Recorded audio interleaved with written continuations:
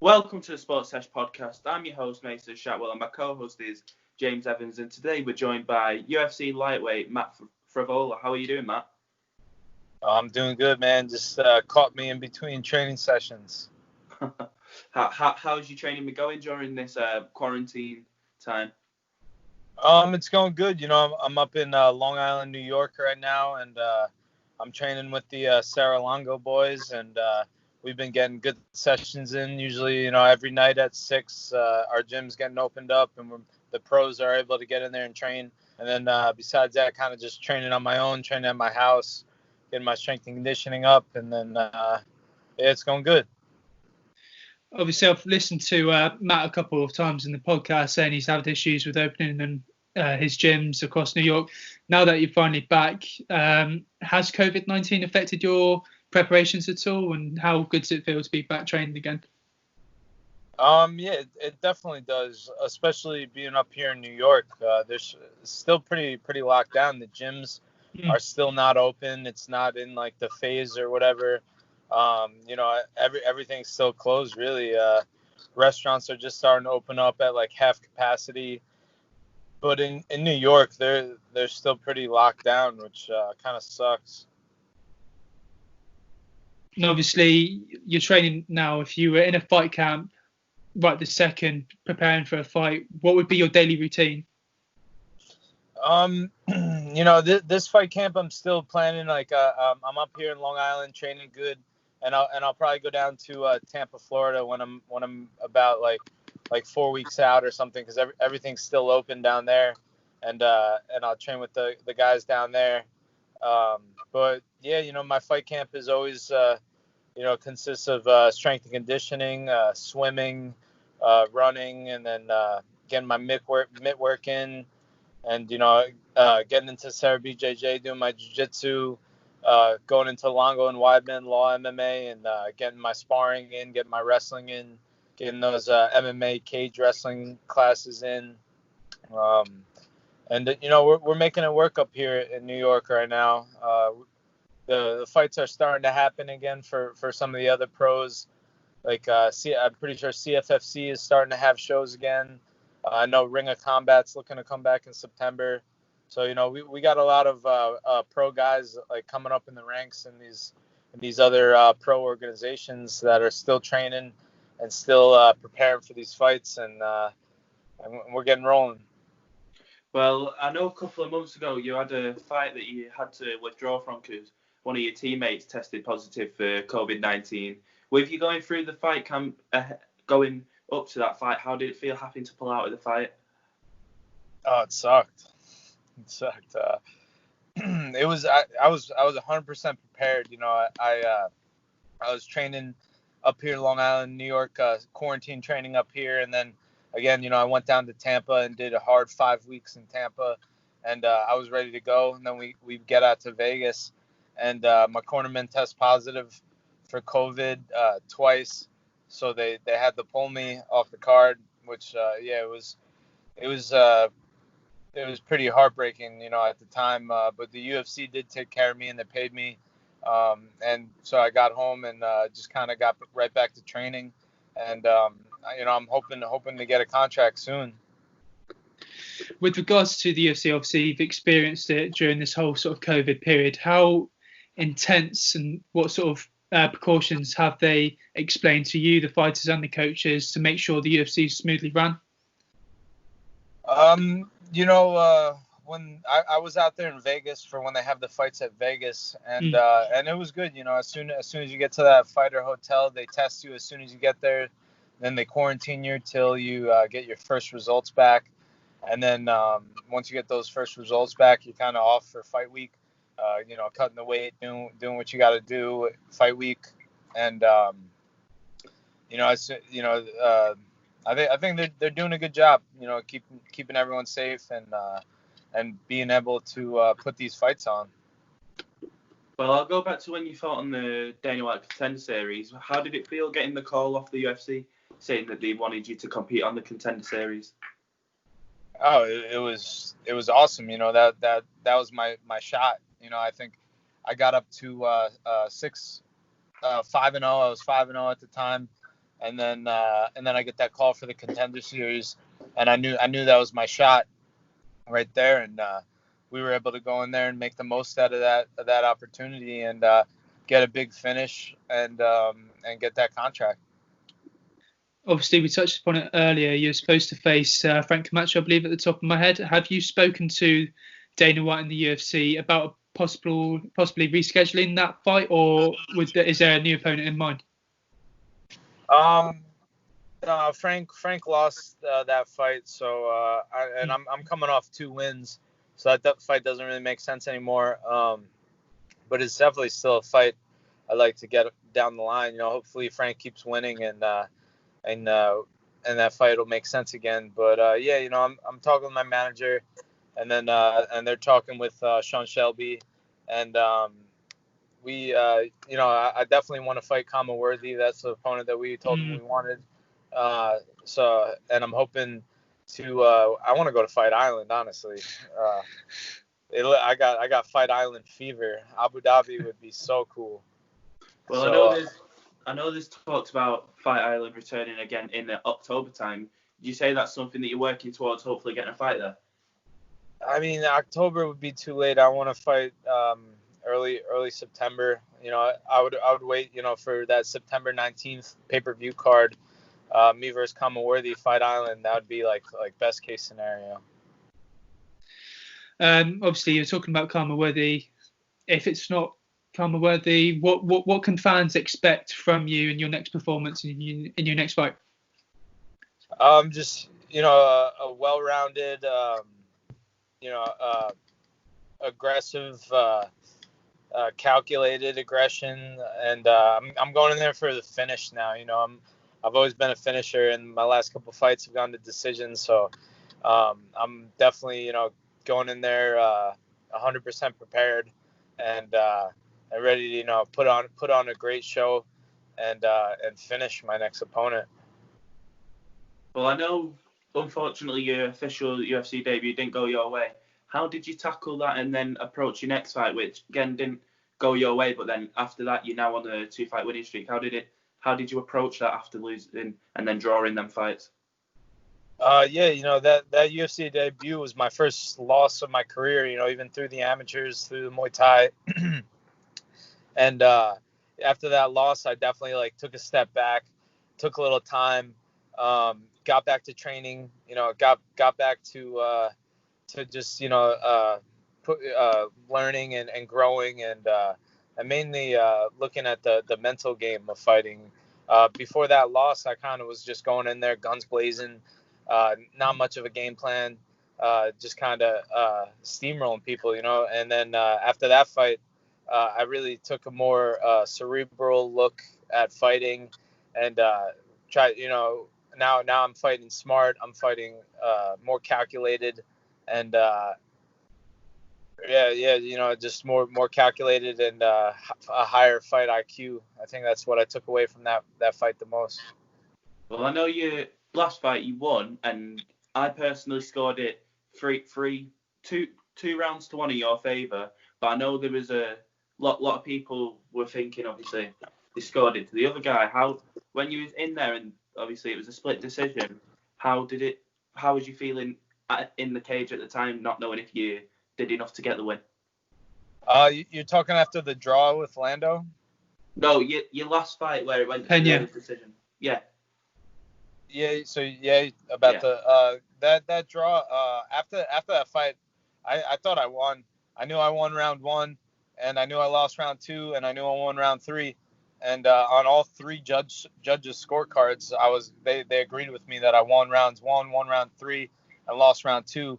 Just 2 of those judges said I got 10-8'd in that round 2, which made it a majority draw. So out of the 3 judges, 1 judge said I won 29-28, and then 2 of the judges said it was I guess 28-28, or no 29-29 or something. But I thought I won, and even honestly after that fight, especially coming off of my first loss, and fighting at home at Madison Square Garden against a real skilled, exciting fighter like Lando, and putting on an exciting fight like that, it felt like a win. after that fight. My stock went up after that fight. The only spot it didn't feel like a win was my bank account because I didn't get that win bonus. Obviously, you talked about the mental game earlier. You touched upon that. How important is the mental aspect of mixed martial arts? Oh, it's very, very important. I mean, just embracing the whole lifestyle of being a martial artist, and and that's kind of everything you do. All day. That those decisions throughout the day is what's gonna make or break you, and then being able, just stay training, stay improving, stay growing, and then once you get that opponent, get that contract, and you got that, really really studying your opponent and being able to break them down and come up with a game plan to defeat that opponent, and then kind of drilling it in and dialing in. It's very mental, and I love it. It's awesome. Out of all the fights you've had, amateur and professional, out of all the fights, who would you say is giving you the toughest fight? The toughest fight. I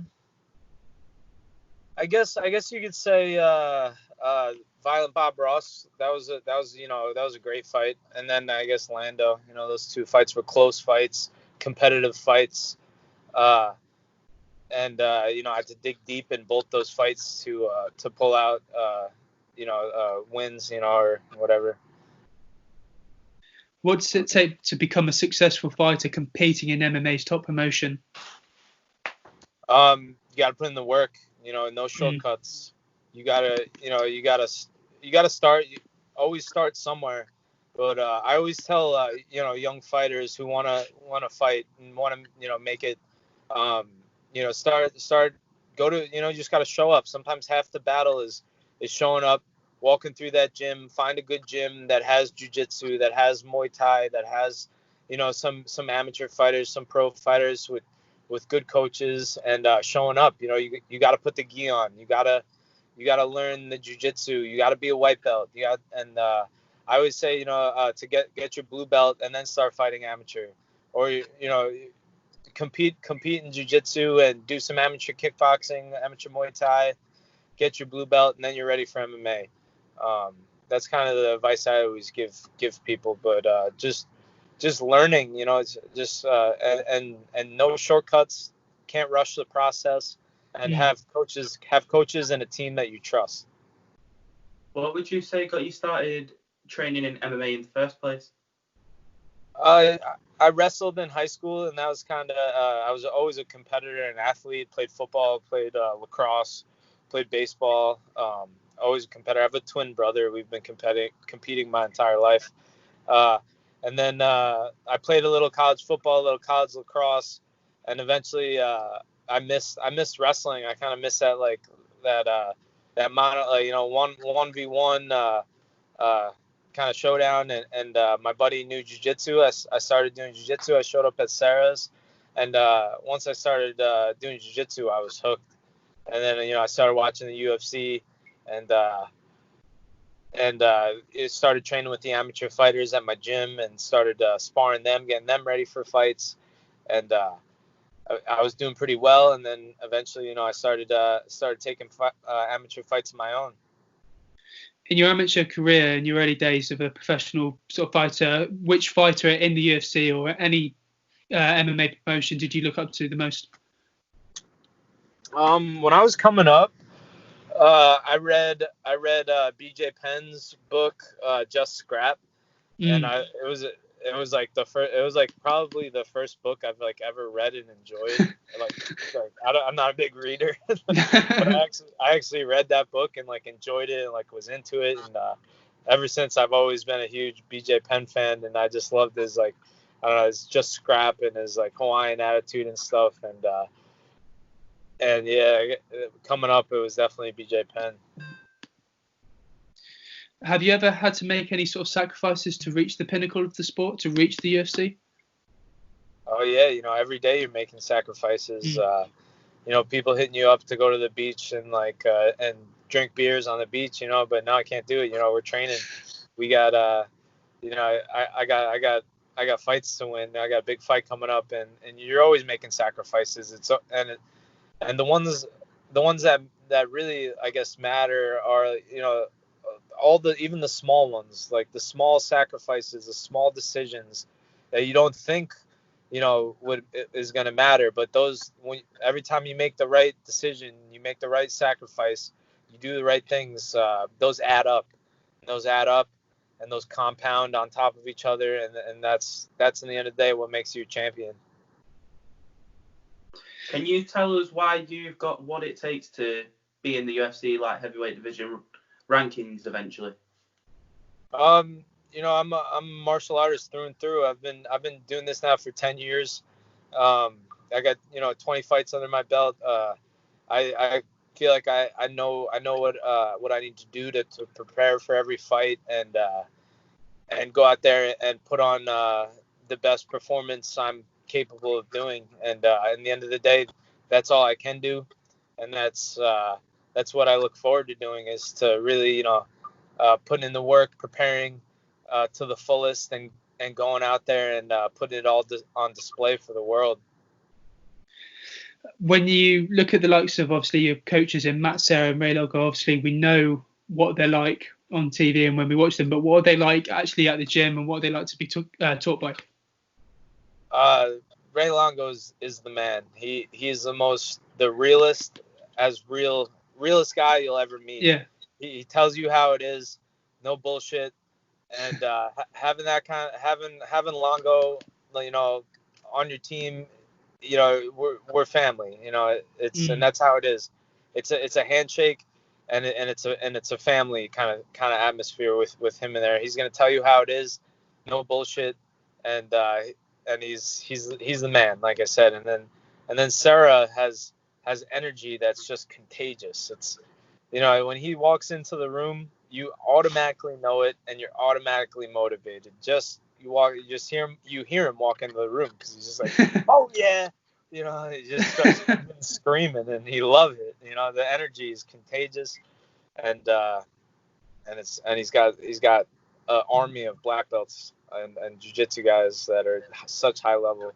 And then my next coach and manager, Matt Arroyo, who's down in Tampa, Florida, and he's always been my mentor. He taught me taught me what a fight camp was. I think he knows me better than anyone. So having him with me and having those three guys as coaches, I'm blessed. What would you say is the hardest part about fight camp when you're training for a fight? Would you say it's the mental aspect or the physical? It's the dieting. It's the eating. Well, like I said, those sacrifices, you got to make it. But another part, you gotta train hard. You gotta train smart. You have to be in tune with your body. You have to listen to your body.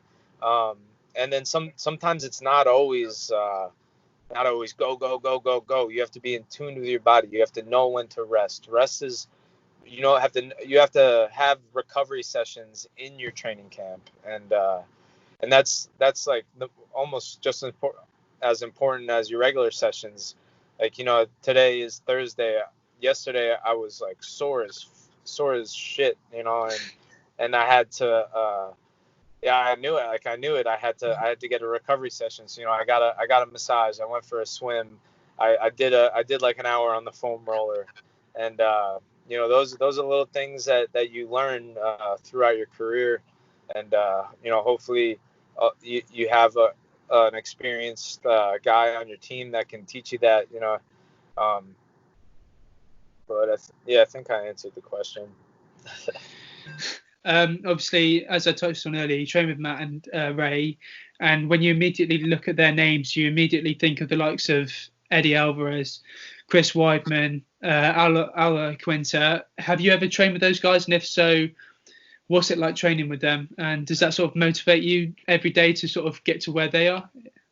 100%. The first day, when I walked into Law MMA, and then you see they got pictures on the wall of all the best fighters in Long Island, and and I would always, be like, I'm gonna be up there one day. I'm gonna be up there one day. And then on top of those pictures, you got Weidman and Sarah with the belt around their waist.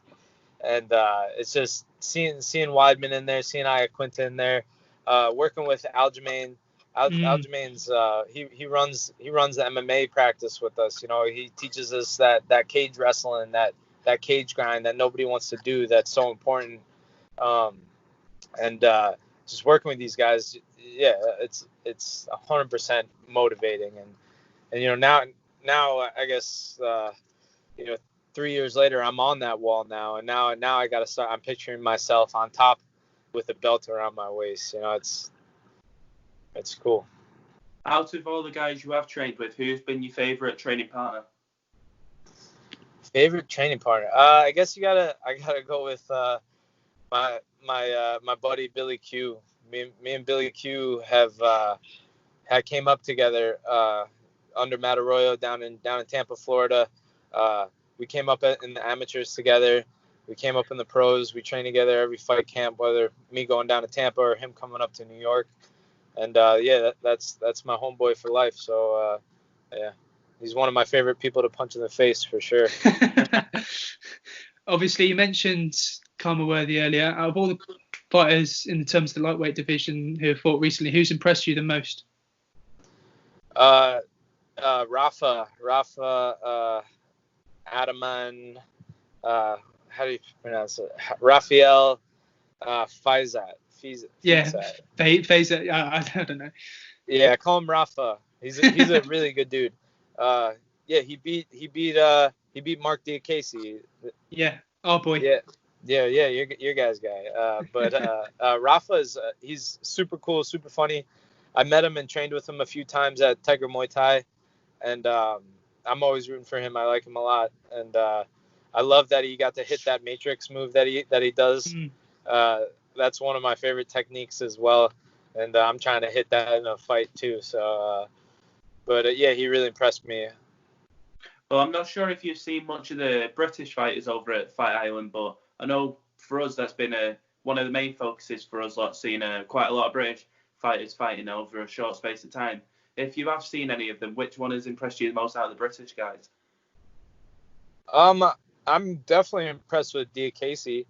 He's always super fast, super powerful, real crisp striking.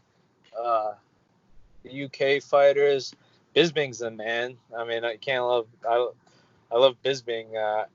I used to think Bisping was an asshole, but now I realize he's a funny asshole, and I love those kind of guys. So, the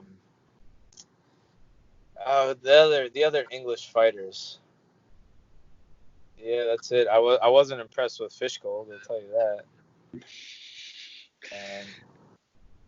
If you've watched all the big fights in Fight Island so far, what would you say is the best fight from a fan's perspective? And which one have you enjoyed the most so far? On Fight Island?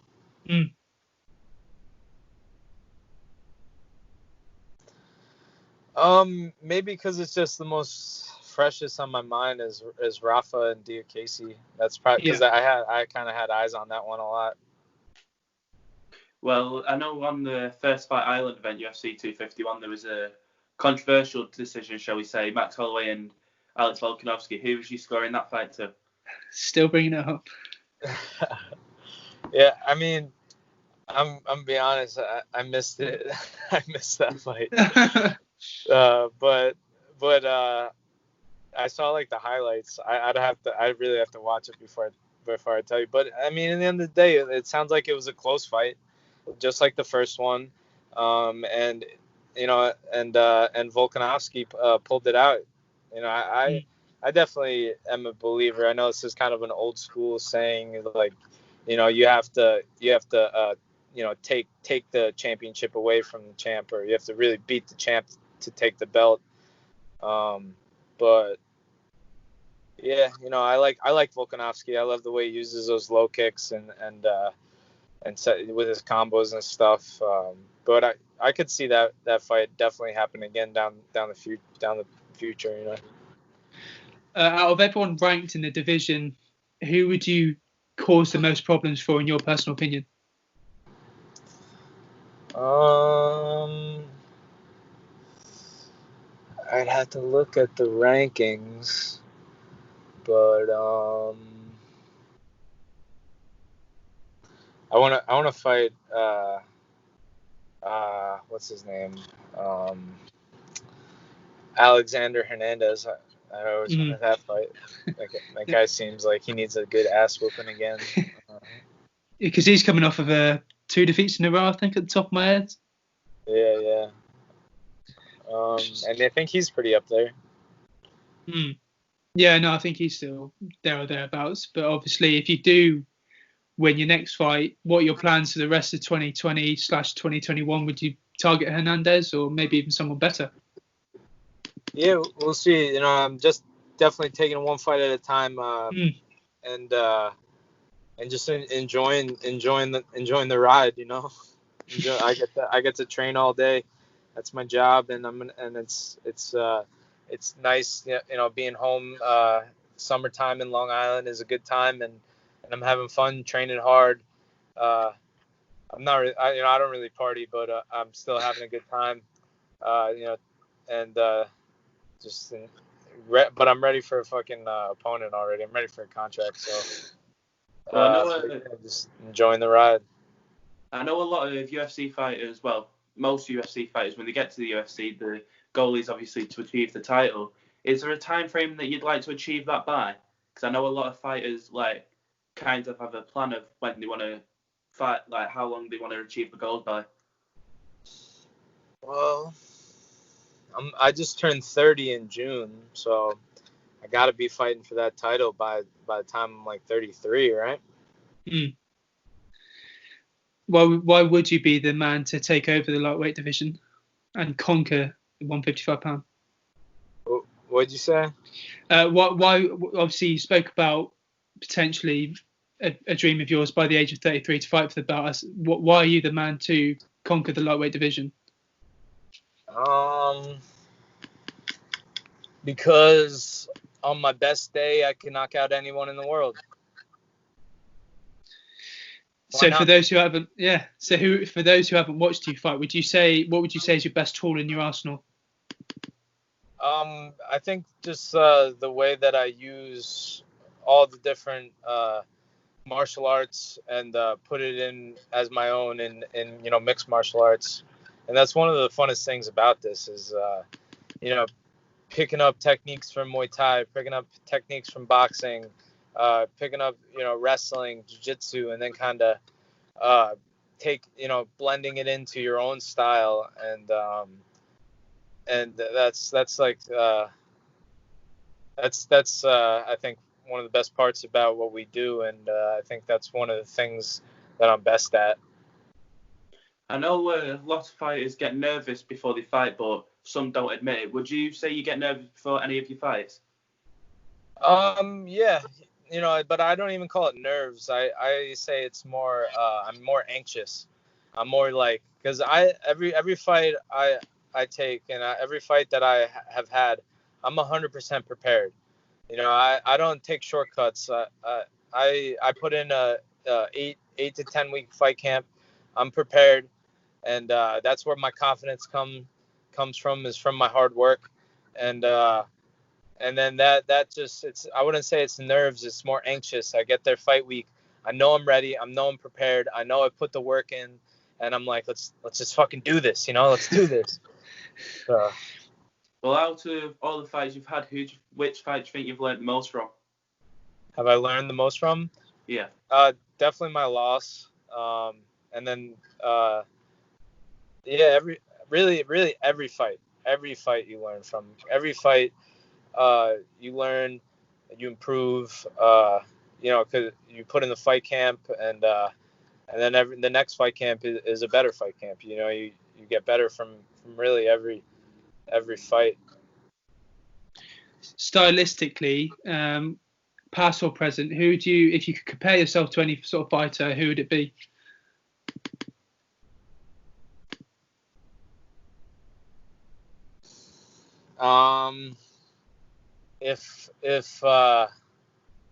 Actually, I got a little bit more wrestling. I was gonna say, I've heard if Robbie Lawler and Michael Bisping had a baby, that'd be me. But I got a little bit more wrestling than those. Actually, Robbie Lawler is a wrestler, right? He's got some wrestling. I think, yeah, so that sounds good. Can the UFC, obviously, you're a fighter who competes at the top promotion. In your personal opinion, can the UFC ever surpass boxing? Yeah, definitely. I think it's almost more popular than boxing now. And it's because of that UFC, that brand that everybody knows that UFC. They put the fights on that the people want to see, and I definitely think if it's not already past boxing, it will be. How surreal did it feel to, obviously Mason touched upon it earlier, he had the contract with the Dana White Contender Series. How did it feel to get the call from Dana and from the likes of Sean Shelby to say, look, Matt, we want you in our company? It was a dream come true. It's what I started out doing this, way back in the day, was to get to the UFC. It was always a dream of mine, and then and finally, now we're here, and now, like I said, I'm enjoying the lifestyle, living like a true martial artist, and I'm ready to keep rattling off some wins. I've read somewhere that you, I don't know if this is true or not, you graduated in criminology. Yeah. After MMA, what are your plans after MMA? Would it be sort of that aspect or coaching or what? It's definitely that's definitely always been an option. I've got a criminology degree, and I'm also a captain in the Army Reserves. So it's always an option, but I always kind of try to stay present right now, and enjoy what I'm doing right now with the training and the fighting, and but I love coaching. I love spreading my knowledge. I'll always be involved in the sport. So I definitely could want to coach, and open a gym up would be amazing too. So we'll see. You touched upon it earlier. Obviously, for those wanting to sort of break into MMA, you got to put the grind in. You got to train in every sort of aspect. Would that be your advice to those wanting to succeed in MMA? Yeah, you got to train all the aspects and compete in jiu-jitsu and grappling. Everybody wants to go and like box and like kickbox and do all that stuff, which is good. You definitely should, but I think the grappling and the jiu-jitsu takes a little bit longer to really get good at. So I think, and it's also not, a lot of people don't want to do it as much. I think really fall in love with the grappling and compete, and and keep growing from there.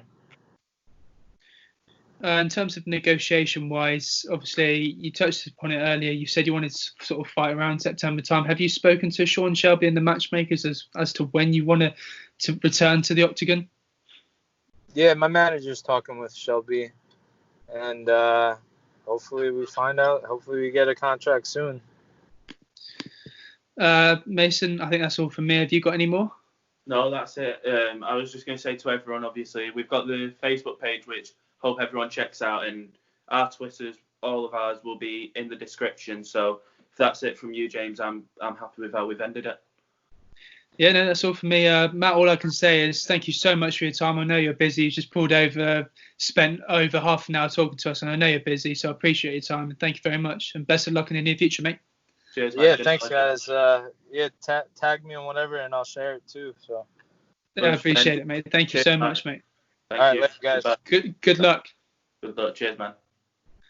Not too bad.